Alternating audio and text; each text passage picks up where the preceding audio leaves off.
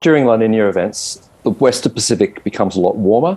So ocean temperatures to the north of Australia are warm. And because of that, we get increased evaporation into the atmosphere, and that leads to a moisture-laden atmosphere, and that generally brings us much heavier rains during our summertime.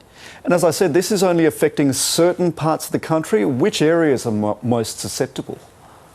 Yeah, so the states most susceptible to these increased rains are the eastern states, so Queensland, New South Wales, Victoria, maybe even Tasmania, but particularly the northeast. We see, for example, during La Nina years, an earlier wet season to the north. And so we've already seen that this year. So the onset of the monsoon, if you like, to the north is earlier.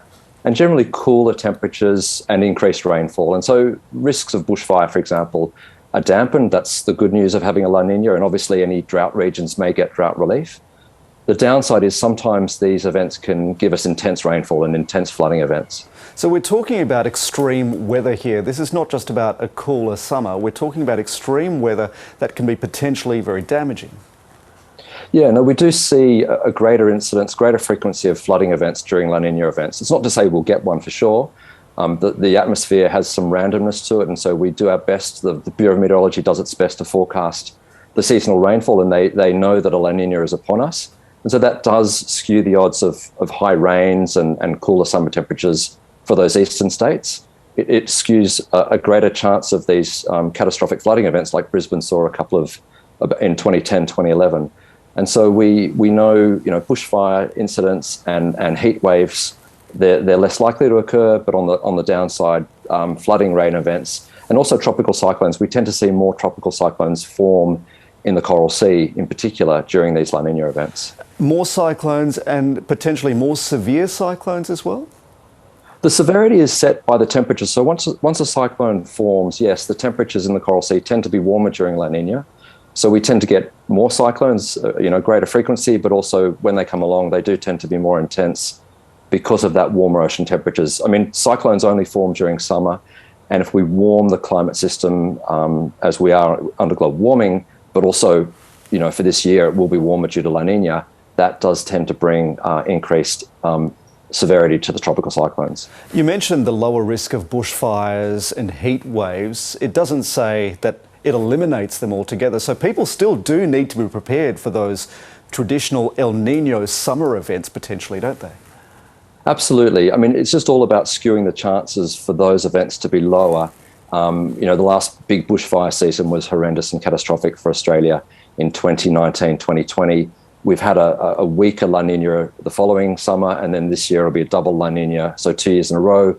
We will tend to see regrowth of the forests in these La Nina years. Of course, that means more fuel down the track. And one of the things we're concerned about under global warming is that the number of neutral years, that number is expected to decrease. And what I mean by that is we'll have more years that are either El Ninos or La Ninas and less respite from those two extremes. The data on this hasn't been particularly long running, has it?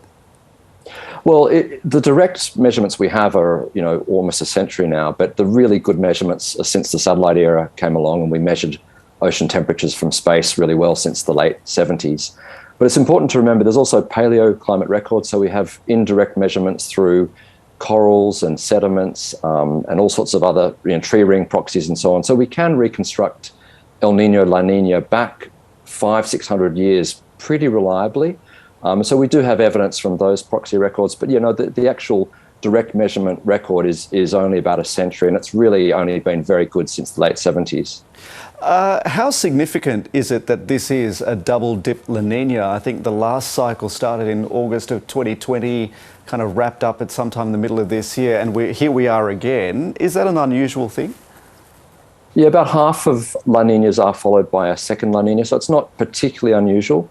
The last double event we had was 2010, 2011, and that was particularly bad for Australia's rainfall. I mean, it was so heavy that global sea level, which had been up until that point rising, so much rain fell over Australia, filled up our water system, that actual global sea level dipped down for a couple of years, got stalled in its ongoing rise, which is quite a phenomenal amount of rainfall. For that amount of rainfall to fall over Australia, that global sea level dropped like it did for a couple of years, just goes to show how wet it can become during these double La Nina events. But this event itself is not predicted to be as strong as the 2010, 2011 events. So we can hope that maybe the flooding events and or the heavy rainfall events we get this year, this summer, won't be as bad as 2010, 2011. And does that necessarily point to a neutral year next year, that we're kind of ease out of this system into an El Nino again? It's like we were unlikely to get a triple La Nina, if you like, and so probably, based on our past events, the expectation would be to go into neutral territory. But then an El Nino may come along. I mean, like weather systems, these swings in the El Nino La Nina system, there's a degree of random chaotic behavior to those swings. We typically can start to predict them with some skill starting in August, September, and as you get closer to summer, it becomes really clear that an event, either an El Nino or La Nina or neutral conditions, are developing. But yeah, there's a randomness to the system, so we can't really say what will happen next summer. But we do know both El Nino and La Nina events, they do tend to coincide with these more extreme events. El Nino, obviously extreme for bushfires and heat waves and drought. La Nina, the opposite, cooler temperatures and heavier rainfall.